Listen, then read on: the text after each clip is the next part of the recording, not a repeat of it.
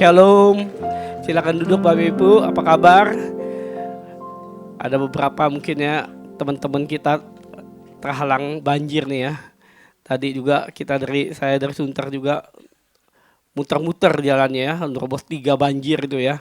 Kita udah untung-untungan ini nggak sampai ya, terpaksa kita lewatin juga. Saya percaya ada teman-teman kita agak terlambat ya. Bapak Ibu terkasih dalam Yesus Kristus, pada bulan ini memang kita atur banyak pengkhotbah dari JFC karena kita mempersiapkan visi tahun ini, yaitu kita penggenapan untuk melakukan amanat agung. Amin. Saya percaya Pak Otong sudah menyampaikan juga minggu pertama, Aurel minggu kedua, dan hari ini saya juga akan meneruskan tentang amanat agung. Bapak Ibu terkasih dalam Yesus Kristus, Yohanes 3 ayat 16 berkata, oleh begitu besar kasih Allah akan kita, Tuhan itu mengasihi kita. Kenapa Tuhan mengasihi kita? Karena Roma 3 ayat 23 berkata, semua manusia telah hilang kemuliaan Allah dan dosa. Roma 6 ayat 23 berkata, upah dosa itu maut. Jadi setiap kita itu dalam keadaan menghadapi maut. Dan Tuhan begitu mengasihi kita, sehingga dia mengutus anaknya Yesus untuk datang ke dunia ini. Untuk menyelamatkan setiap Bapak, Ibu, dan saya yang percaya kepadanya supaya kita mendapat hidup kekal. Amin. Nah, melalui Tuhan Yesus ini Bapak Ibu, kita belajar bagaimana dampak pelayanan Tuhan Yesus sampai hari ini. Tujuan Tuhan Yesus adalah menyelamatkan setiap manusia. Amin. Berarti setiap makhluk, berarti yang dulu, sekarang, dan selama-lamanya. Amin. Kalau kita baca di Kisah 2, dikatakan di Kisah 2 ayat 3 itu, bahwa kuasa Roh Kudus akan memenuhi kita sampai keturunan hari ini dan sampai hari kita. Amin. Jadi pelayanan Tuhan Yesus dalam 3,5 tahun terakhir itu belum selesai. Waktu Yesus bangkit, sebelum naik ke surga, dia menyiapkan estafet pelayanan bagi Bapak, Ibu, dan saya. Dia menemui murid-muridnya, dia memperjumpai pribadi kepada mereka untuk mereka melakukan pekerjaan Tuhan Yesus belum selesai. Yang hari ini, dalam konteks hari ini, Tuhan mengutus Bapak, Ibu, dan saya untuk melakukan pekerjaan itu. Amin. Nah, bagaimana Bapak Ibu? Kita sering sekali melihat tentang penginjilan. Kita belajar dengan penginjilan gereja-gereja yang sudah banyak menuai banyak jiwa. Kita belajar dengan gereja A, gereja B, gereja C. Kita belajar metode pelayanannya seperti apa. Tapi pernahkah kita belajar siapa pribadi yang melakukan itu? Kalau saya ambil contoh hari ini, Pak Totong dalam segi ekonomi dengan usahanya sangat sukses. Boleh dikata Pak Totong orang kaya. Pertanyaan kita ngomongin, kalau Pak Totong bisa kaya, kenapa kita nggak bisa kaya? Kenapa kita nggak bisa sekaya Pak Totong? Mungkin kita bisa belajar sama Pak Totong metode-metode Pak Totong. Kemungkinannya putra-putri Pak Totong belum tentu sesukses Pak Totong. Sekalipun Pak Totong mengajarkan sistem kerja itu begini. Tapi pernah nggak kita belajar pribadi Pak Totong? Jam berapa dia bangun? Jam berapa dia tidur? Bagaimana dia memanage suatu masalah? Bagaimana dia mengatasi masalah? Pernah nggak kita belajar tentang itu? Kita belajar tentang penuaian jiwa Yong Kicho. Pernah nggak kita tahu Yong Kicho melakukan metode A, B, C, dan D? Pernah nggak kita belajar bagaimana Yong Kicho sendiri hidupnya seperti apa? Bangunnya jam berapa? Doanya berapa jam? Oleh karena itu Bapak Ibu, kalau kita mau belajar semua itu, belum tentu mereka mau terbuka dengan kita. Tapi hari ini kita belajar dari Tuhan Yesus yang telah membuka caranya bagaimana kita untuk menginjil, amin, untuk menyampaikan kabar baik. Bapak Ibu terkasih dalam Yesus. Hari ini saya bawa, biasa saya tidak pernah pakai slide, tidak pakai PPT, hari ini saya pakai. Kenapa? Karena ini saya ambil cuplikan dari skripsi saya tahun 2007. Jadi ini sudah 17 tahun saya bikin. Jadi saya ambil cuplikannya karena skripsi saya judulnya menjangkau yang tak terjangkau dalam konteks penginjilan kontekstual terhadap kaum Tionghoa Bangka Belitung.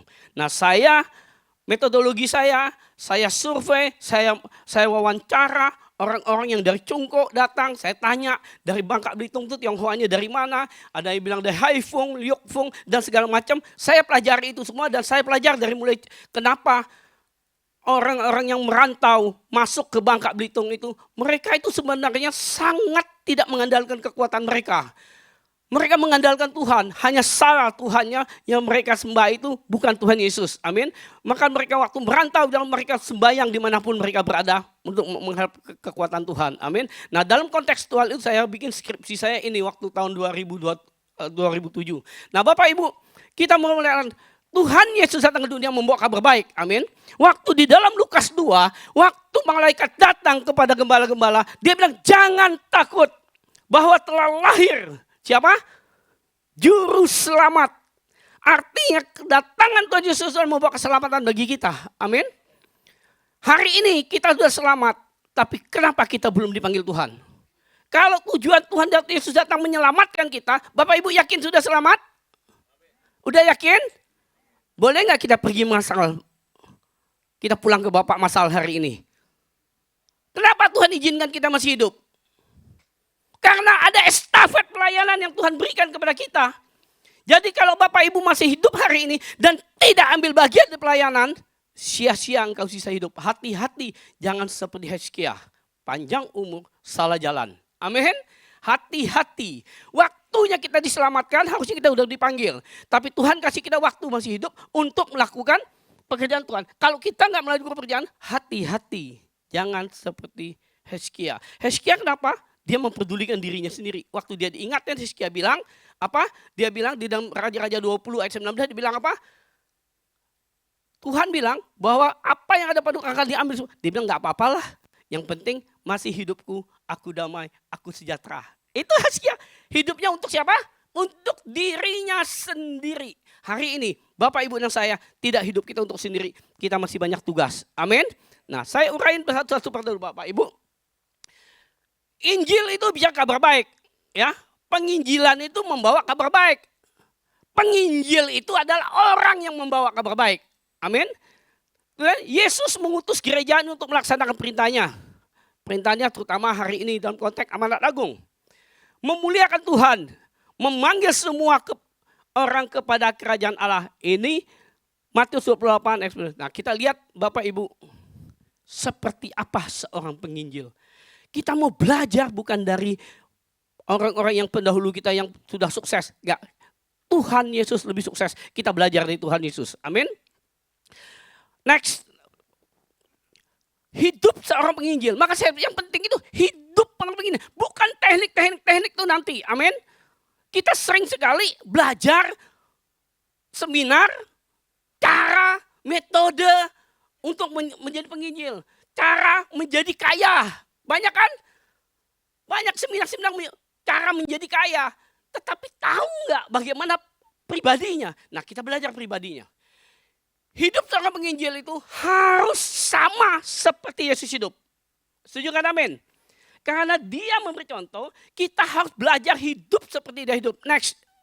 Ya, di dalam 1 Yohanes 2 ayat 6, barang siapa mengatakan bahwa ia ada dalam dia, ia wajib hidup seperti kita harus hidup seperti Kristus kalau mau penginjilan kita mau menjadi pembawa kabar baik seperti yang telah dilakukan Tuhan Yesus. Nggak ada pilihan lain, kita harus hidup seperti dia. Walaupun nantinya kita tidak bisa 100% sama dengan dia. Minimal tujuan kita harus sama. Amin. Jangan kita ingkari. Karena kita banyak hambatan, kita nggak bisa hidup seperti Yesus. Terus kita bilang nggak mungkin. Kalau Tuhan bilang tidak ada yang tidak mungkin, tergantung bagaimana Bapak, Ibu, dan saya mau atau tidak mau. Tuhan tidak cari orang pintar, Tuhan tidak cari orang bisa, tetapi Tuhan cari orang mau. Kalau mau bisa belajar, kalau mau bisa usaha. Amin. Engkau pintar, engkau hebat, kalau engkau nggak mau, engkau tidak bisa melakukan apapun. Pisau setajam apapun, kalau nggak dipakai, memotong nggak ada gunanya. Pisau setumpul apapun, kalau mau dipakai bisa diasah. Amin. Jadi hidup seperti Tuhan. Nah, bagaimana Yesus hidup? Kita kan gak hidup di zamannya Tuhan Yesus kan. Kita belajar Alkitab menulis bagaimana Yesus hidup. Yuk, Filipi 2 ayat yang ke-5. Dia bilang ini, hendaklah kamu dalam hidupmu bersama, hidup kita semua ini yang ada di ruangan ini, menaruh pikiran, perasaan yang terdapat juga di dalam Yesus Kristus. Bapak ini sebenarnya ayat ada yang tersirat. Apa sih pikiran dan perasaan Yesus? Kalau kita baca seluruh Alkitab, kita lihat kehidupan Tuhan Yesus, pikiran yang ada dan perasaan yang dalam Yesus, Bapak boleh setuju dan tidak sama saya. Tetapi nanti ayat 6 nanti, kita akan membuktikan apa yang harus dimiliki Tuhan Yesus di pikirannya. Saya bilang begini, setelah saya belajar Alkitab, saya mengerti yang ada di pikiran Yesus adalah taat. Amin. Taat. Kenapa? Karena Tuhan Yesus tidak peduli dengan keadaan sini. Waktu Taman Getsemani, secara daging, secara manusia, Yesus nggak sanggup. Dia bilang, Tuhan, kalau boleh cawan ini berlalu, kalau ini boleh berlalu, berlalulah. Tetapi apa? Karena ketaatannya, maka dia bilang, biar kehendakmu yang jadi, sampai dia mati di kayu salib. Dengan segala penderitaan yang tidak sanggup Bapak Ibu tanggung, yang ditanggung oleh Tuhan Yesus. Amin. Ketaatan Tuhan Yesus itu, sekalipun nanti di ayat 6 dikatakan dia sebagai raja, Tuhan, dia tidak mengambil upah itu. Ya, yang ada di perasaannya apa? Di perasaan Tuhan Yesus, setelah saya mempelajari firman Tuhan, saya tahu adalah kasih. Amin. Jadi perasaan yang dan pikiran Tuhan Yesus seperti mata uang Bapak Ibu. Enggak mungkin orang punya kasih kalau dia enggak taat. Dan enggak mungkin orang taat kalau dia enggak punya kasih. Kasih dan taat ini satu mata uang yang nilainya tinggi sekali. Makanya Yesus perhatikan baik-baik. Karena apa Yesus bisa taat? Karena dia begitu mengasihi kita. Kalau andai kata Yesus di Taman Getsemani dia tidak naik di kayu salib. Kalau bukan karena kasihnya kepada kita, selesailah kita semuanya. Amin. Kenapa Bapa di surga sampai menganugerahkan anaknya untuk menderita? Itu semua karena kasih. Jadi saya ambil kesimpulan selalu belajar yang ada di pikiran dan perasaan Kristus itu apa? Taat dan kasih. Itulah yang harus kita miliki sebagai orang yang mau membawakan berita baik. Kita nggak kepo, ngapain kita kepo mendengarkan kabar baik? Kalau kita nggak punya kasih. Pelayanan kita hanya kasih, amin. Dan ketaatan, taat kita dalam konteks penginjilan, taat kita dalam apa? Amanat agung. Tuhan pergi, jadikan semua bangsa muridku. Ajar mereka, amin. Nah untuk menjadikan orang murid itu, mesti ada motivasinya. Karena kasih Allah kepada mereka, amin. Kalau kita nggak punya kasih, kalau kita nggak punya ketaatan, tinggalkan dulu, jangan ngomong kita mau jadi penginjil. Amin. Kalau kita punya kasih, punya pikiran, maka ayat 6-nya dikatakan berani kita melepaskan hak kita. Makanya Yesus melepaskan walaupun dalam rupa Allah tidak menganggap kesadaran dengan Allah itu sebagai milik yang harus dipertahankan. Melainkan telah mengosongkan dirinya sendiri dan mengambil rupa seorang hamba dan menjadi sama manusia. Menjadi manusia itu bukan manusia biasa, manusia hamba yang tidak punya hak apapun. Hamba itu hanya melakukan kewajiban tanpa hak. Orang di dunia pada umumnya hak dan kewajiban itu mesti seimbang. Amin. Ada hak dan kewajiban. Orang tidak bisa melakukan sesuatu kalau nggak ada hak dan kewajiban tidak seimbang. Tetapi seorang hamba tidak ada hak sama sekali. Dia punya kewajiban melayani Tuhannya.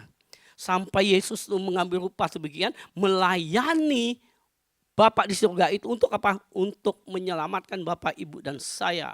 Dia melepaskan haknya. Di dalam penginjilan Bapak, Ibu, kadang-kadang kita hamba Tuhan, kita sudah berbuat baik menurut kita. Kadang-kadang kita caci maki. Kita dihina. Saya pernah sekali menginjil seseorang yang teman saya sama-sama bandelnya, ya setelah saya bertobat, saya ajak dia kenal Tuhan. Istrinya ngomong apa? Waktu dia mulai cengbeng pertama dia kenal Tuhan, dia nggak pergi ke kuburan lagi, dia nggak sembahyang lagi. Terus istrinya bilang apa? Ini pasti gara-gara dia bilang si gila si Michael itu, dia bilang. Kalau bukan Michael ngerojok dia pasti tiap tahun dia pergi. Semenjak Michael ajak ke gereja, nggak pernah. Rasanya kita sudah berbuat, kita dicaci maki. Itulah kita lepas. Kita marah nggak boleh. Itulah namanya pelepasan hak. Hak saya untuk berkata tidak, toh. Hak saya akan berkata tidak. Saya berbuat, saya tidak menjerumuskan dia. Saya memberikan hak saya, tapi saya lepaskan semua itu. Karena seorang penginjil harus berani seperti Tuhan Yesus melepaskan hak. Yesus melepas haknya sangat besar. Bapak, Ibu dan saya tidak sebesar itu, amin. Apa sih yang kita, paling kita dihina, dicaci maki ya. Seorang penginjil kalau nggak dimusuhin, nggak dicaci maki, berarti engkau belum menginjil. Kalau kita memberitakan kabar baik, kalau tidak ada perlawanan, tidak ada kita diintimidasi, itu belum penginjilan. Karena iblis tidak akan tinggal diam. Amin. Kita nggak punya hak untuk mempertahankan apa yang harus kita pertahankan. Amin. Ada pelepasan hak seperti ini. Telah mengosongkan dirinya. Terus next selanjutnya Bapak Ibu. Berani melawan. Yang keempat adalah rendah hati, setia, taat sampai mati. Jadi pelayanan kita nggak sampai hari ini aja Bapak Ibu. Pelayan Tuhan rendah hati. Jangan kebentang-bentang kita memberikan kabar baik. Seolah-olah kita lebih pintar daripada orang itu. Enggak, amin. Yang penting rendah hati. Sampaikan saja apa yang kita pelajari, yang kita dapat dari Tuhan. Selebih daripada itu, jangan suka berasumsi. Saya selama memberitakan firman Tuhan, saya nggak pernah asumsi. Saya selalu, pegangan saya selalu begini, saya bilang. Kalau firman ngomong, kita ngomong. Firman diam, kita diam. Tetapi sering sekali orang bilang, firman nggak ngomong, dia ngomong. Firman diam, dia ngomong. Ya, firman ngomong, tapi dia nggak ngomong tuh. Jadi asumsinya aja. Semua apa yang kita sampaikan kepada kita harus berasal dari Alkitab. Dari firman Tuhan. Amin. Barometer dari firman Tuhan. Jadi kalau saya bicara dalam penginjilan, saya kalau ngomong berita baik, saya berani pertanggungjawaban. Semua ada di firman. Saya nggak suka asumsi. Kalau menggunakan analogi, perumpamaan, yes, amin.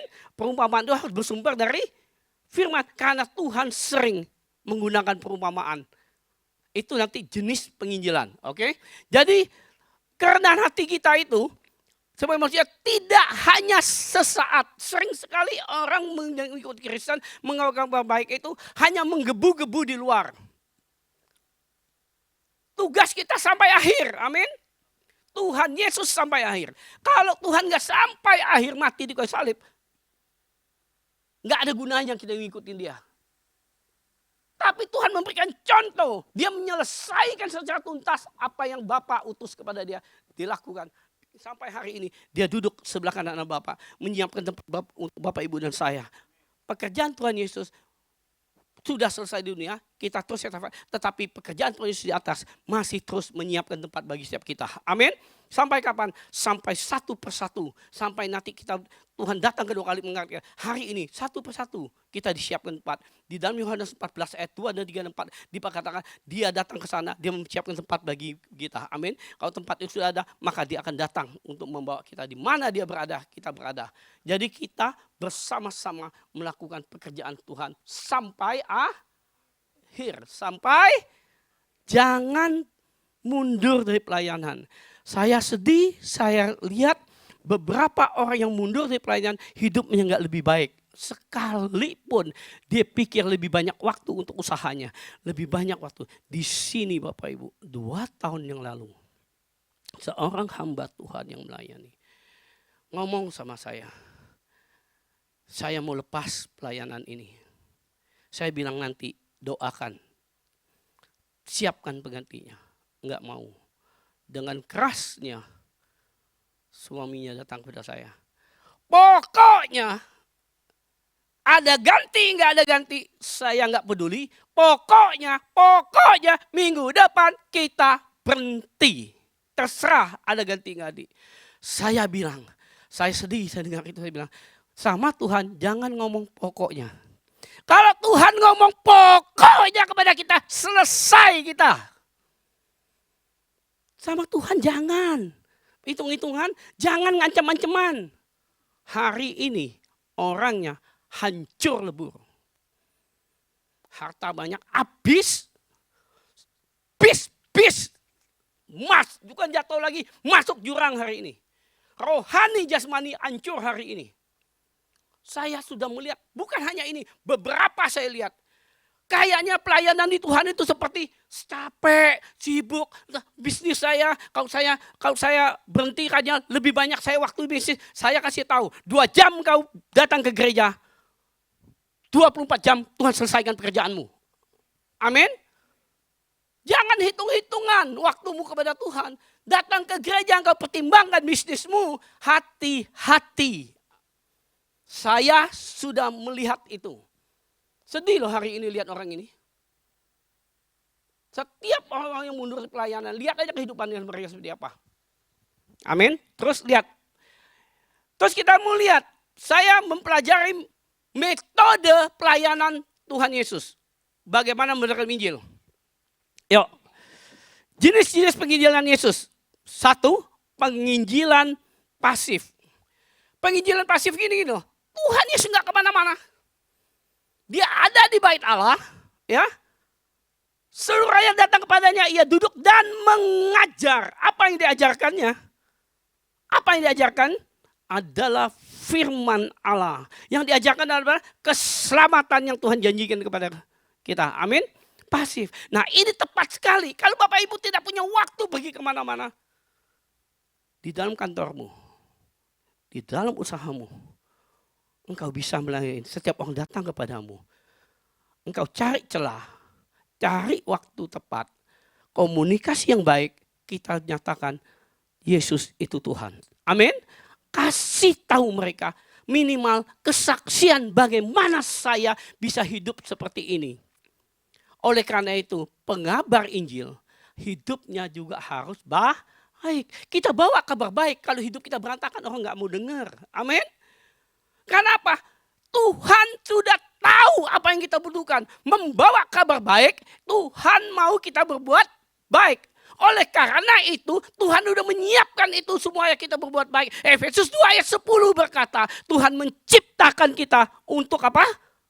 Berbuat baik. Lifestyle, gaya hidup orang Kristen itu berbuat baik. Orang Kristen baik bukan karena dilihat dari kalung salibnya gede. Amin. Kekristenan kita tidak perlu dilihat dari kalung gede. Pergi kemana-mana bawa Alkitab gede. Satu hari engkau baca sekali. Tidak salah baca Alkitab. Satu hari engkau baca Alkitab 10 pasal pun. Kalau engkau tidak mempunyai karakter perbuatan baik. Yang seperti Efesus 2 ayat 10 tadi. Coba Efesus 2 ayat 10. Efesus 2 ayat 10 berkata. Kita ini diciptakan di dalam Kristus Yesus. Untuk apa? Untuk berbuat baik. Ia mau kita hidup di dalamnya. Hidup dalamnya itu apa? Dalam perbuatan baik. Jadi orang Kristen itu harus berbuat baik. Kalau orang di luar, dia nggak berbuat jahat, dia bilang dia udah baik. Tetapi orang Kristen tidak berbuat baik itu dosa. Karena Tuhan menciptakan kita untuk apa? Berbuat. Kalau kita nggak berbuat, artinya meleset. Amin. Meleset itu bahasanya aslinya hamarsia. Bapak Ibu boleh tanya semua pendeta dimanapun, apa itu hamarsia? Hamarsia itulah dosa.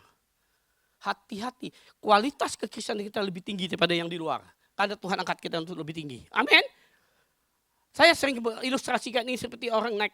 Kalau Bapak Ibu naik Alphard, naik Mercy. Kalau hujan, kehujanan, protes nggak? Protes nggak kalau naik Mercy, mewah, tahu-tahu hujan, bocor kehujanan, protes nggak? Anda naik bajai, kuduk, hujan, rembes, Anda mau protes? Bajai. Nggak perlu lu protes, kan bajai. Kalau Mercy lu protes, coba kalau naik Mercy-nya kalau bocor-bocor, pasti dia ngomel. Ya kan, pasti protes kan? Nah sama, orang Kristen, kalau ada pendeta istri 2, pasti heboh. Lele kalau jatuh di lumpur bangun nggak?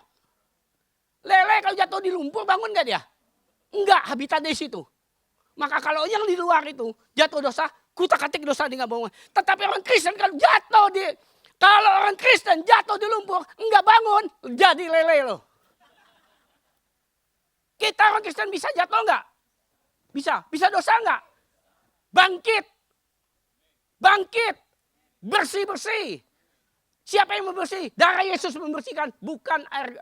Amin. Bangkit, itu kualitas Kristen. Jadi kita harus tahu, Bapak Ibu. Jadi pertama itu adalah bagaimana kita berbuat baik sehingga waktu kita nggak pergi kemana-mana pun. Nggak usah sampai kalau menginjil. Kalau memang bukan tugasmu, nggak usah mikir saya mau ke Ethiopia. Di rumah tanggamu saja dulu. Di dalam satu rumah lu masih ada nggak yang belum percaya Yesus? Itu aja dulu. Tetanggamu, saudaramu, sepupumu. Itu yang kita jalankan dulu. Amin. Next, yang kedua. Penginjilan yang kedua adalah penginjilan aktif. Bapak Ibu, penginjilan aktif diperhatikan sama dia. Yesus pun berkeliling ke seluruh dunia. Ia mengajar dari rumah-rumah ibadah dan memberitakan Injil kerajaan Allah. Serta melenyapkan segala penyakit dan kelemahan di antara bangsa. Bapak Ibu terkasih yang Yesus. Kalau ini bagaimana? Selalu kita bilang begini. Kalau Yesus kan memang dia bisa menyembuhkan orang sakit. Hari ini kita juga bisa menyembuhkan orang sakit. Tapi metodenya beda.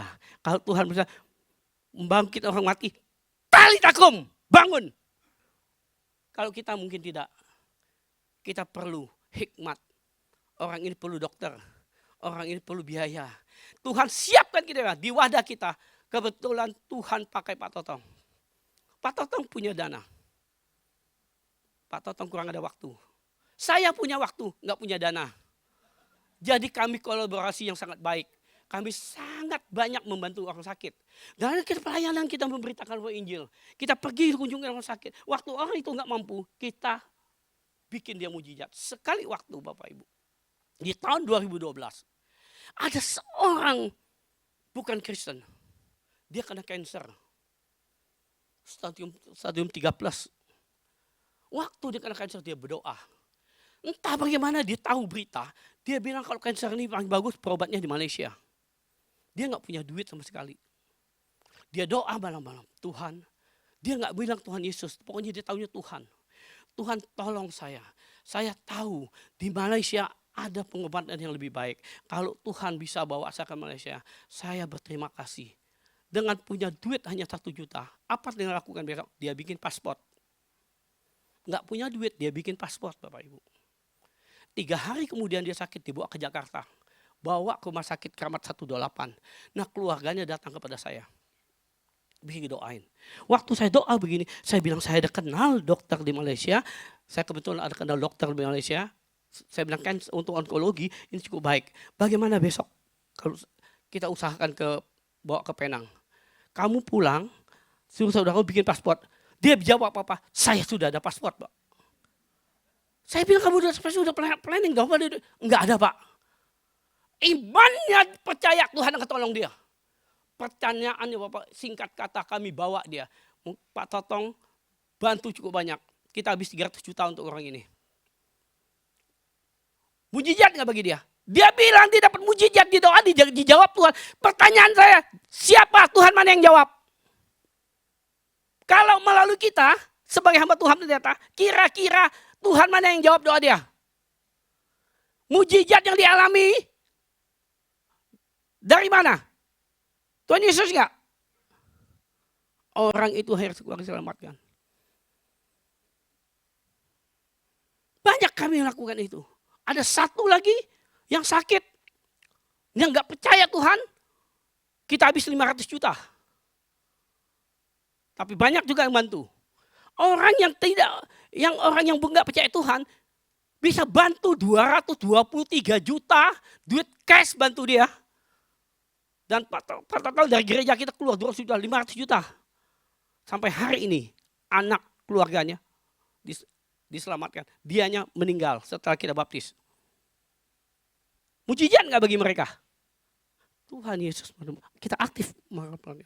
Tuhan akan berperkara. Soal mujizat bukan Bapak Ibu yang bikin yang saya. Amin. Amin. Saya mau kesaksian ini. Ini ada ponakan Pak Totong. Waktu hari Senin, tanggal 30, tanggal 29 sebenarnya kejadiannya, itu anfal di rumah sakit, masuk di IGD, harusnya pasien ini pasien ICU, tapi 40 jam tidak didapat ICU. Saya baru pulang dari luar, saya sampai 28 jam 11 malam. Besok Senin itu sampai 8 pagi saya nggak bisa tidur. Jam 8 saya dapat berita. Katanya minta didoain. Berarti kalau orang minta didoain dia mulai percaya. Amin. Karena dia belum dibaptis, saya segera bangun walaupun saya capek. Jam 9 pagi saya sampai di tempat itu. Boleh tanya ada orang yang di sini nanti. 9 pagi saya sampai di situ. Saya doa, saya Doa apa? Saya pimpin doa pertobatan. Karena semua manusia itu yang penting kita bersih dari dosa dulu. Amin. Soal mati, kapanpun semua akan mati. Soal mati, kapanpun kita mati. Yang penting kita mati dalam keadaan bersih, dosa kita diampuni. Amin. Jadi doa saya nggak bukan minta sembuh dulu. Saya minta pertobatan, Tuhan mengampuni. Sehingga cerita, capek. Belum bisa tidur. Besoknya, hari Selasa, Pak Totong telepon saya. Kita kontak. Ternyata jam 7 malam belum dapat ICU. Jadi kita beresin ICU. Saya telepon dokter, saya telepon pihak rumah sakit, saya telepon direktur rumah sakit. Saya minta siapkan ICU. Karena kalau masuk ICU itu nggak gampang. Amin. Tapi saya dapat fasilitas, disiapin semua, IGD semua disiapin. Berangkat. Setelah dapat surat pemindahan, nunggu ambulannya mesti setengah 12. Setengah 12 saya bilang, jangan sampai tunggu dia. Kalau tunggu dia, ini hitungan jam kita bertaruh. Jadi pakai ambulan berbayar. Pakai ambulan berbayar akhirnya 6 juta. Jam 10 ambulan datang. Tahu apa yang terjadi? Tuhan kasih jalan yang terbaik. Untung kita pakai ambulan berbayar. Waktu dokter ambulan datang SOS, dia bilang pasien ini nggak bakalan sampai.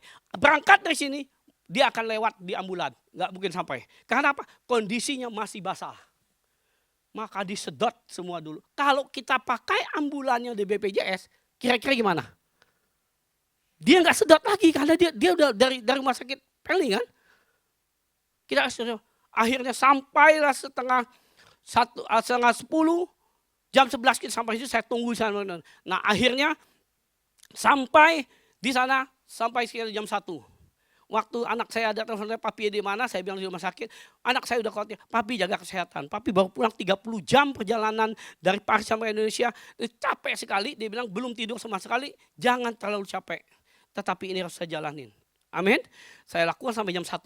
Pertanyaan saya, kalau saya nggak tanggap, saya nggak korbankan kecapean saya lakukan itu. Kalau saya pikir capek daging saya, kalau saya nggak mengorbankan hak saya untuk istirahat, kira-kira orang ini selamat nggak? Orang ini selamat nggak? Yang bilang nggak angkat tangan. Selamat pasti. Kenapa? Tuhan udah rencana keselamatin dia. Persoalannya saya yang nggak dipakai. Saya yang menjadi sampah. Amin. Orang ini selamat nggak? Selamat pasti. Kenapa? Karena Tuhan sudah berencana menyelamatkan dia. Rencana keselamatan dia bukan karena Michael. Bukan karena Pak Totong. Tetapi karena apa? Tuhan sudah merancangkan keselamatan orang ini karena Tuhan apa? Sayang kepada dia. Hanya persoalannya kita nggak dipakai Tuhan. Tuhan pakai orang lain. Pertanyaan kita mau dipakai nggak? Kita mau dipakai nggak? Berbahagialah kita kalau masih dipakai Tuhan. Amin. Saya bilang, walaupun akhirnya minggu saya harus masuk rumah sakit. Kecapean. Tapi anak-anak saya bilang, semua bilang maka istirahat Pak, jangan kecapean. Saya ngomong, jangankan 1 hari masuk rumah sakit. Seminggu pun saya masuk rumah sakit, saya rela kalau orang ini bisa disembuhkan, dipulihkan, bahkan siang ini mau dibaptis. Amin. Nggak ada harga. Saya bilang baru 1 hari dari rumah sakit. Seminggu pun saya bilang saya nggak masalah. Tanya istri saya benar nggak saya ngomong begitu. Yang penting orang ini diselamatkan. Kita mau dipakai Tuhan. Mau dipakai itu enggak? Orang ini selamat pasti selamat dia. Ada cara Tuhan. Buktinya 40 jam aja di luar dia hidup kok. Hah? Dia kalau menurut logika nggak bakalan tahan. Orang udah bilang mau ICU, nggak dapat ICU 40 jam masih bertahan. 40 jam bertahan Tuhan juga bisa tahanin kan? Masalahnya kita yang nggak dipakai Tuhan. Amin. Jadi jangan bilang nggak ada mujizat. Yang penting kita lakukan pekerjaan Tuhan seperti Tuhan. Bapak Ibu terkasih, Bapak kalau baca di dalam Yohanes 4 ayat 1 dan seterusnya, itu bicara Tuhan menunggu wanita Samaria yang sumur. Betul? Setelah lewat itu, Tuhan Yesus duduk, suruh muridnya pergi. Tengah cari makan. Kira-kira Tuhan Yesus tahu nggak? Bakal datang perempuan Samaria. Perempuan Samaria ini penuh dosa. Jadi dia tidak mengambil air itu di jam-jam orang sibuk. Malu dia. Maka dia ngambil di jam-jam tertentu yang tidak ada orang kan. Yesus tunggu dia. Tunggu dia. Setelah orang itu singkat kata, Tuhan injilin dia, kasih tahu sebenarnya apa yang air kehidupan itu. Maka setelah dia bertobat, dia menjadi penginjil. Semua itu orang diselamatkan. Amin.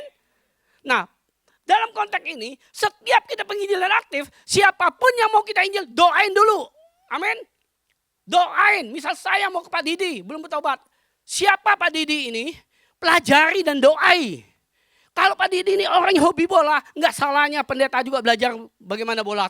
Lihat AC Milan semalam pertandingan saya menang. Waktu kita datang, kita bicara bola dulu. Amin. Waktu kita bicara bola dulu, hopeng, maka dia dengar kita. Kenapa kita jadi salesman pintar jual produk, tapi kita tidak bisa memberitakan firman Tuhan? Kalau jual produk pintar kan? Tetapi kenapa kita nggak bisa?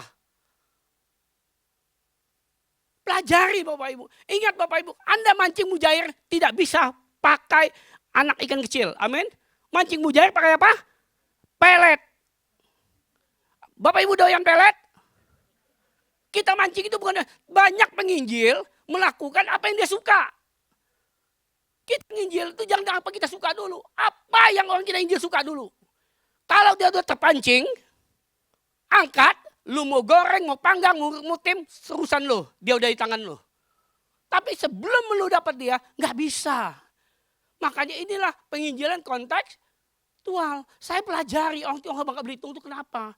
Mereka tuh sangat percaya Tuhan kok. Hanya salah. Mereka sembahyang kepada orang lain. Nah kita bilang alihkan doanya. Amin. Jadi ini penginjilan. Yang ketiga, yuk kita cepat waktu. Saya tinggal 10 menit. Ketiga, penginjilan gaya hidup. Yang saya bilang dari Efesius 2 itu. Gaya hidup kita. Kenapa? Ayat ini berkata, kamu ada garam dunia. Kalau garam itu nggak diasin, dengan apa lagi orang mengasini? Kualitas Kristen kita itu tinggi, Tuhan buat tinggi, menjadi teladan, menjadi figur, menjadi contoh, amin. Kalau kamu sudah tidak menjadi contoh, siapa lagi yang mau dicontohin? Kalau kita tidak menjadi teladan, siapa lagi yang mau diteladanin? Mau orang di dunia diteladanin? Nggak bisa. Orang tidak pernah menyalakan pelita dan meletakkan di bawah gantang. Mereka dikasih kejadian. Maka dia jangan berdoa, Tuhan sembunyikan aku di belakang salibmu. Kita harus tampil di depan salib, bukan di belakang salib. Kekristenan yang sejati itu tampil, amin. Supaya orang melihat perbuatan baikmu yang telah disiapkan dari Efesus, saya ulangi tadi. Tuhan sudah siap kita dulu baik, sehingga nama Bapakmu dimuliakan. Kalau Bapakmu dimuliakan, orang akan datang kepada Bapakmu, tidak datang kepada kita lagi. Amin. Amin. Saya bilang, perbuatan baik kita sudah muliakan Tuhan. Bapak Ibu, terkasih yang sekalian, pada bulan Juli 2014, saya bawa istri saya Sansan ke rumah sakit. Di Anfal rumah sakit. Jam 10 malam saya bawa. Saya periksa di IGD sampai 11. Karena saya kenal semua orang rumah sakit di situ. Orang rumah sakit bilang gini, Pak Michael, nggak usah dimasukin sekarang dulu. Masukin jam 12.01. Supaya yang hari ini nggak bayar. Kalau 12.01 berarti bayarnya yang tanggal besok kan. Yang hari ini masuk 1 jam tuh nggak usah bayar. Jadi saya tunggu itu Bapak Ibu. Saya tunggu dia. Irit waktu itu masih VIP itu 1.450.000. Irit 1 hari. Tunggu dia. Tapi 15 menit kemudian ada orang jatuh di PRJ. Mukanya besar. Kepalanya pendarahan. Masuk di IGD itu. Perlu tindakan apa? Mesti ronsen. Mesti CT scan. Nggak ada duit. Saya bilang orang itu, CT scan aja dulu urusannya belakangan. Lihat dulu keadaannya bagaimana saya bilang. Ternyata CT scan orang ini harus operasi. Kalau operasi tidak bisa di situ karena mahal sekali hampir 200 juta kan. Saya arahin mereka. Cepat ini, mumpung ada waktu, bawa pulang dulu ke rumah. 5 menit ke rumah, langsung bawa ke Cipto. Karena kalau dari rumah sakit ke rumah sakit nggak bisa. Pasti nggak bisa. Jadi bawa ke rumah 5 menit, langsung bawa ke Cipto. Apa tahu siapa orangnya? Mereka semuanya pakai kerudung, sorban, pakai daster putih. Saya bayarin dia. Saya bilang setelah itu cepat pergi. Dia bilang pembayang saya bayar. Saya irit 1,4 juta, saya bayar hampir 4 juta. Tahu apa dia omong sama mereka? Datang kunjungi saya ada 7 apa. Bapak sebenarnya siapa? Bapak pendeta ya. Sekali dia bilang Bapak pendeta, saya rasa 4 juta itu terlalu murah saya bayar. Walaupun saya nggak ada duit. Dia bilang, Bapak pendeta ya. Waktu dia tahu pendeta, artinya hanya pendeta yang bisa melakukan itu. Kenapa dia bisa tebak pendeta? Saya sekali katakan itu seperti air sejuk ngiramin hati saya. Dia nggak tahu, saya nggak pakai salib, saya nggak doain. Tapi dia tahu saya anak Tuhan. Amin. Karena dia tahu hanya anak Tuhan bisa melakukan itu. Orang lain tidak bisa. Saya irit 1,4 juta. Tapi saya yang bayar 4 juta. Tapi saya sukacita sekali. Amin. Amin. Seperti saya bilang tadi. Saya masuk rumah sakit. Tapi dalam rumah sakit saya sukacita. Saya sukacita. Akhirnya dia di ruangan mana. Terpulang saya di rumah sakit. Setelah dia keluar dari ICU. Saya pesan dan langsung kamarnya. Saya bilang, karena saya kenal rumah sakit, saya bilang kamar saya ini jangan diisi orang lain. Tolong isi pasien yang ada di ICU. Dia mau keluar ini. Saya siapin tempatnya. VIP saya bayar kelas 1. Amin. Semua itu kalau kita mau, Tuhan permudah dengan caranya luar biasa. Tetapi kita pun harus bayar harga. Amin. Selalu kita harus menjadi teladan. Yang terakhir ini Bapak Ibu. Yuk. Yang keempat. Penginjilan pasca Kristen. Maksudnya setelah kita jadi Kristen. Banyak orang sudah jadi Kristen. Akhirnya sebulan 2 bulan jadi Kristen mundur. Salah satu kelemahan penginjil adalah. Waktu menginjil orang sakit langsung bilang. Pak, percaya Tuhan pasti sembuh. Bangkrut Pak, Bapak bangkrut. Masuk Tuhan pasti diberkati. Nggak ada ayatnya. Amin. Kayak dia asumsi. Sehingga waktu dia masuk Kristen. Ternyata masalahnya belum selesai. Dia pikir setelah masuk Kristen selesai. Seperti orang-orang Yahudi, seperti orang Farisi, mengharapkan Yesus sebagai Mesias, semuanya selesai. Nggak ada masalah lagi kan?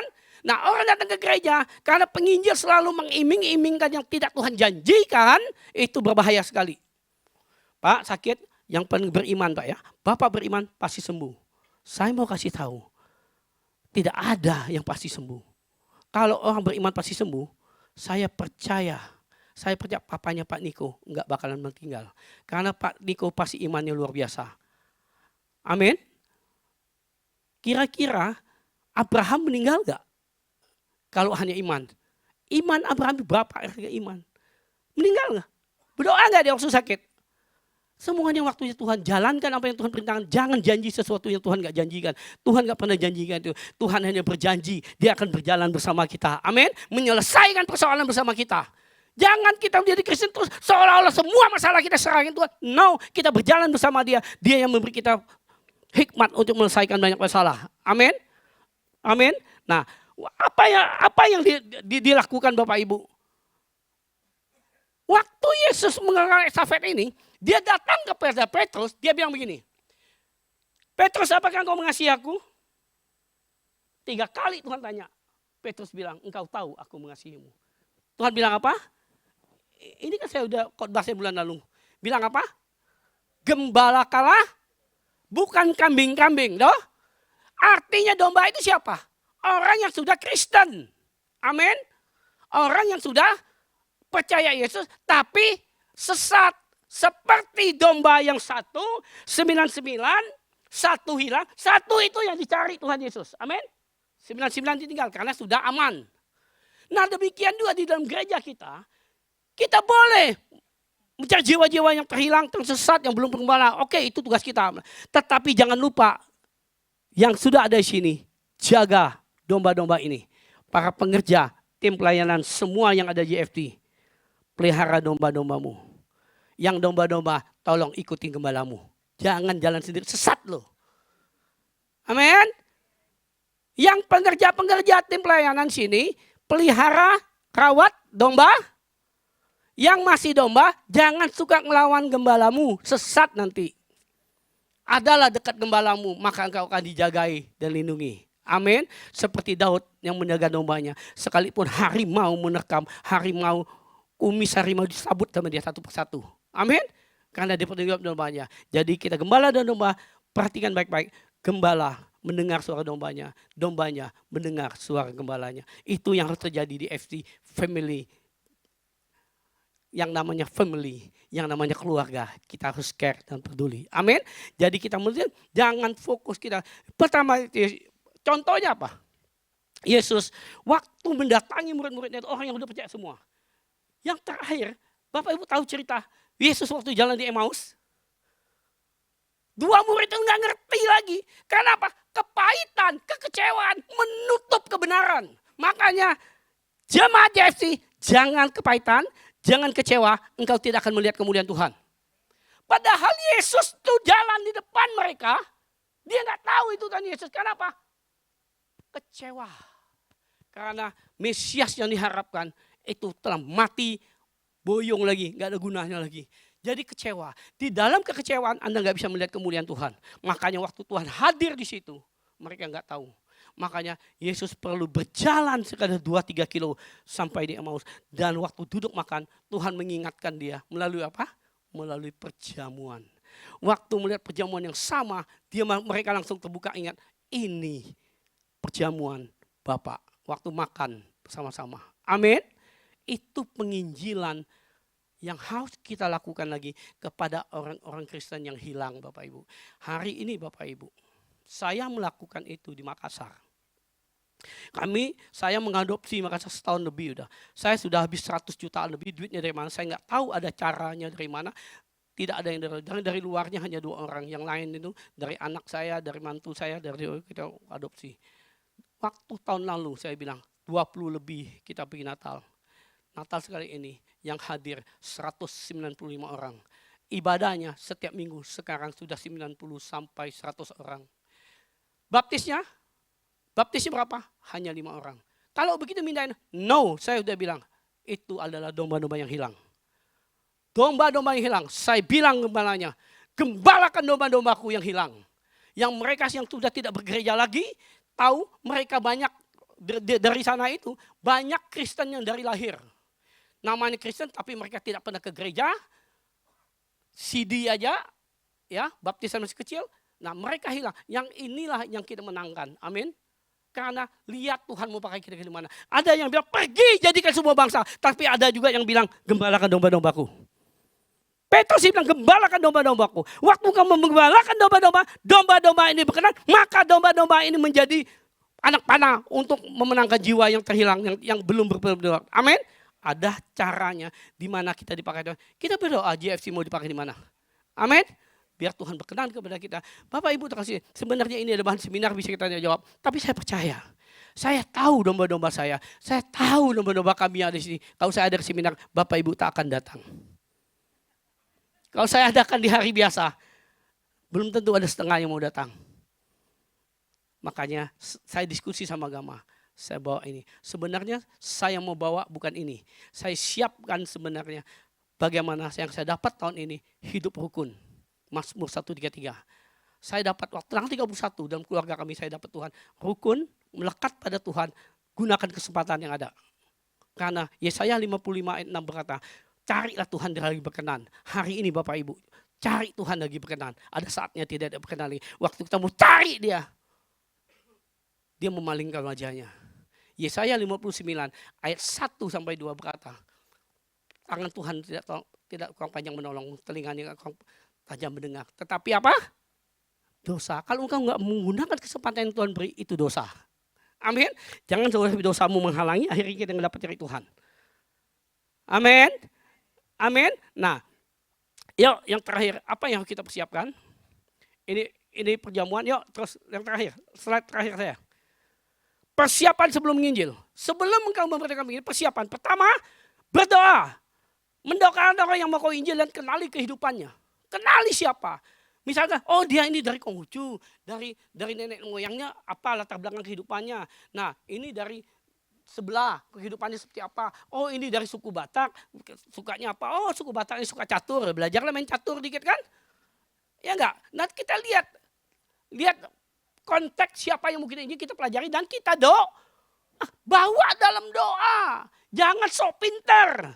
Biar dalam doa itu Tuhan menuntun dan menyingkap sesuatu yang tidak tersingkap oleh manusia. Yang tua banyak baca firman dan belajar. Ingat baik-baik. Anda menginjil bawa Alkitab, orang bilang Anda mengkristenkan dia. Alkitab itu ada di otak kita. Cerita Kejadian 3, manusia jatuh dosa. Amin. Kejadian 4, iblis mengintip di depan pintu. Roma 3 ayat 23, manusia kehilangan kemuliaan Tuhan. Roma 6 ayat 23, upah dosa maut. Tuhan datang. Yohanes 3 ayat 16. Amin. Sampai itu kita hafalin. Waktu kita ngomong tuh urutannya ada. Jadi waktu menginjil kita nggak kurang ayat. Baca firman. Amin. Ketiga, persiapkan pembenahan kata-kata yang baik untuk berdialog. Dialog. Kapan kita menggunakan perumpamaan? Bapak Ibu yang ada di sini, tim pelayanan sering sekali dengar saya kalau di rumah duka. Saya suka berdialog menggunakan perumpamaan seperti anak yang durhaka. Pernah dengar itu ya? Sering dengar. Saya bilang kalau Bapak Ibu punya anak, anaknya durhaka, ya, ngelawan Bapak Ibu, dia nasihat nggak mau dengar, tahu-tahu anak itu dapat kecelakaan, ditolong nggak? Ditolong nggak? Ditolong. Ditolong kenapa? Karena anak, karena kasih. Terus kalau ditolong, apakah kalau anaknya lalu bilang, nih, Bapak jangan cerewet saya, kasih duit. Berapa Bapak ngidupin saya, mama ngelahir saya, biayanya berapa? Ini, bayar. Jadi mama papa jangan cerewet lagi sama saya. Sakit hati atau senang? Nah kita sama Tuhan kan suka begitu. Yang penting Pak, gereja bangun, saya nyumbang. Kelenteng bangun, saya nyumbang. Semua saya nyumbang. Saya nggak gereja, nggak percaya Tuhan, nggak apa-apa. Sakit hati nggak Tuhan? Sakit hati nggak? Kalau kita berdosa, ke mama papa itu nggak usah bawa duit. Perlunya apa? Datang berlutut. Papa, mama, ampunin, nggak salah. Nggak salah. Datang kepada Tuhan, nggak usah bawa duit. Datang pada Tuhan. Tuhan, saya salah. Ampuni saya. Dia akan mengampunimu. Amin. Kalau papa mama ini punya kewe, masuk ahli waris nggak? Masuk ahli waris nggak? Yang nakal ini, masuk. Kita yang bandit, yang nakal, yang penuh dosa, datang kepada Bapak, minta ampun. Kira-kira Bapak punya ahli waris di waris ini nggak? Tahu nggak apa kewe dia? Tuhan punya surga. Engkaulah jadi ahli waris kerajaan surga kalau engkau datang dan minta ampun kepada Tuhan. Amin. Dialog itu penting. Kuasai kata-kata. Anda bisa berdebat dengan teman kalian. Kenapa Anda tidak berdebat untuk kerajaan Allah? Apologit. Tidak menyerang. Apologit itu bukan menyerang. Apologit mencari kebenaran, kita menyampaikan kebenaran. Tapi apologit sekarang ini menyerang. Apologit itu tidak menyerang. Namanya apologit itu memberi alasan apa yang difirmankan Tuhan. Amin. Engkau mau dengar gak dengar urusan di belakangan. Tetapi Tuhan menggunakan apa? Banyak sekali Tuhan menggunakan perumpamaan. Kita mesti kuasai perumpamaan. Amin. Percayalah, kebenaran Tuhan tuh gak bisa terkalahkan. Sehebat-hebatnya dosa, sehebat-hebat kesalahan, secepat-cepatnya dia berlari, satu saat dia akan dikalahkan oleh satu kebenaran. Amin. Karena kebenaran seperti terbitnya matahari. Walaupun mendung menutupinya, hujan menutupinya, matahari pasti terbit pada jam yang sama. Amin. Amin. Kebenaran Tuhan akan terbit. Tuhan Yesus memberkati kita. Kalau Bapak Ibu kurang jelas, mau berdialog, kita nggak ada waktu dialog. Mau dialog nanti boleh tanya-tanya saya. Karena jujur, ini saya udah bikin 2007. Ini salah satu bahan skripsi saya. Amin. Amin. Tuhan Yesus memberkati kita. Saya percaya tahun ini tahun amanat agung. Amin. Pak Totong sudah menyampaikan waktu minggu pertama. Saya percaya. Apakah setelah pulang ini kita langsung bisa? No. Kita tetapi yang penting katakan Tuhan, aku mau. Tuhan akan melengkapi kita. Michael menyampaikan terbatas. Tuhan yang tak terbatas akan menyampaikan, memberikan kita hikmat, kekuatan ilahi. Amin. Yuk mari kita bagi Bapak Ibu yang mau saja naikkan lagu ini. Yang enggak diam aja enggak apa-apa. Amin. Karena Tuhan melihat hati. Kita semua melihat apa yang kau ucapkan hari ini. Tetapi Tuhan melihat hatimu. Kalau hatimu berkata aku mau. Jangan bilang bagaimana caranya. Engkau bisa menjadi penginjil pasif. Engkau di rumah, engkau membuat teladanan, hidup benar, hidup sesuai firman Tuhan. Itu sudah menginjil, amin. Waktu kita melihat hidup, terutama kalau engkau mau menginjili orang tuamu, menginjilin mertuamu. Jangan pakai dialog. Pakai gaya hidup. Kalau orang tuamu, mertuamu, orang tuamu melihat engkau berubah, pasti diselamatkan. Papa saya dibaptis umur 84 tahun yang tidak pernah mau. Tetapi setelah saya bertobat, saya anak yang paling nakal keluarga saya. Setelah saya bertobat, setiap sore jam 6 jam 7 saya telepon dia. Saya hanya tanya, papa sudah makan belum? makan apa. Kalau dia bilang makan ini, jangan makan babi Pak. Padahal saya makan babi. Tapi dia dengarnya, dia bilang ini anak sambat setan apa. Kok dia bisa peduli? Dulu gak peduli, sekarang dia peduli kemana. Asal saya pulang Bangka, saya pergi ke gereja, saya ajak dia. Pak ke gereja, saya udah tahu jawab dia tidak. Tapi satu saat, waktu mau cengbeng, dia mau sembahyang. Tuhan bikin dia sakit, tidak bisa bangun. Dia tidak bisa bangun, tapi Tuhan berkata kepada kami, ini Tuhan. Jadi tetangga sudah datang pergi ke dukun, bawa kertas yang dibakar itu. Saya bilang jangan masuk ke rumah, buang. Terus tetangga bilang, dia lihat aja kalau papanya mati dia baru tahu. Saya bilang enggak, adik saya mendoa juga Meli, enggak katanya. Tanggal 4 cengbeng orang sembahyang, tanggal 5 dia bangun. Dia sehat, enggak ada apa-apa dia bangun, dia sehat tanggal 5 selesai orang sembahyang. Artinya Tuhan kasih dia sembahyang. 2 minggu dia dibaptis umur 84 tahun. Amin. Kalau kita nginjil orang tua kita sering sekali nginjil orang tua. Pak, ke gereja yuk. Apa kalau ke gereja masuk neraka lo? Saya surga lo. Hei, lu neraka lo. Onge, lu aja gue yang lahirin. So pinter lo. Jangan injil orang tua dengan cara begitu, amin. Durhaka lo. Papa, mama gak gereja ya. Kita lain lo. Kita dalam Tuhan lo. Jaminan nanti papa masuk neraka lo. Walaupun itu benar dia masuk neraka, tidak boleh ngomong itu menyakiti, amin. Orang tua lu bilang masuk neraka enak aja. Memang lu punya kunci surga. Kayak kita panitia surga aja ya. Kita tetap berdoa. Yuk kita naik ujian. Ada panggilan Allah. Ada panggilan Tuhan. Ya kita bangun berdiri ini lebih enak ya. Atas bangsaku. Hari ini Tuhan panggil kamu semua. Dengar, buka telinga rohanimu. Sering orang bilang, Pak saya belum dapat panggilan. Saya khawatir bukan tidak dapat panggilan. Telinga rohanimu budak. Yesus datang. Sebelum diserang, dia panggil. Ada panggilanmu atas hidupku. Katakan, Tuhan ini aku. Tuhan, utuslah aku. Bilang kalau kau siap, sampai Tuhan akan utusmu. Kita perlu minta utusan. Kalau Tuhan mengutus kita pergi, Tuhan akan melengkapi kita. Bahkan Tuhan berkata, pergi, aku akan menyertaimu sampai ke akhir zaman. Tuhan akan menyertai kita selama-lamanya. Sekali lagi kita katakan, ada panggilan Allah. Ini panggilan Allah. Panggilan Tuhan. Tuhan panggil pribadi-pribadi kita. Atas bangsaku. Ada panggilan Allah. Ada panggilan Tuhan. Untuk generasiku. Generasi kita masih banyak yang perlu Tuhan. Sebelum Yesus datang, mari dengar apa yang Tuhan mau. Ada panggilanmu atas hidupku. Tuhan utus kami. Ini aku Tuhan, utuslah aku sampai generasiku diselamatkan. Ini aku Tuhan, utuslah aku sampai generasiku diselamatkan. Bapak, pujian ini keluar dari hati kami. Selidiki setiap hati kami ya Tuhan.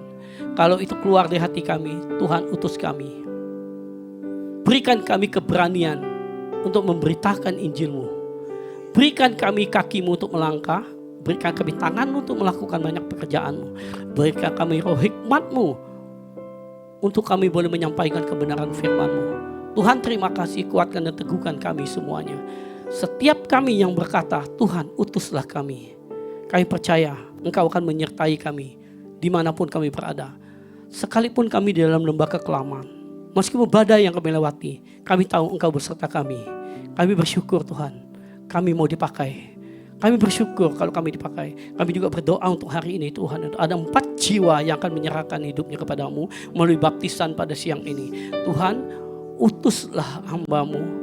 pakailah hamba-Mu menjadi alat untuk membaptiskan mereka, supaya Engkau Roh Kudus menaungi mereka, menuntun, membimbing mereka, memberi mereka kekuatan. Yang sakit Engkau pulihkan, yang beban berat Engkau angkat segala beban mereka, supaya mereka boleh berjalan bersama-Mu. Di dalam nama Yesus kami telah mendengar firman-Mu, dan kami siap diutus, dan kami mau melakukan banyak pekerjaan-Mu. Dan berikan kami anugerah kekuatan daripada Engkau. Di dalam nama Yesus yang siap diutus, sama-sama katakan amin. Tuhan Yesus berkati.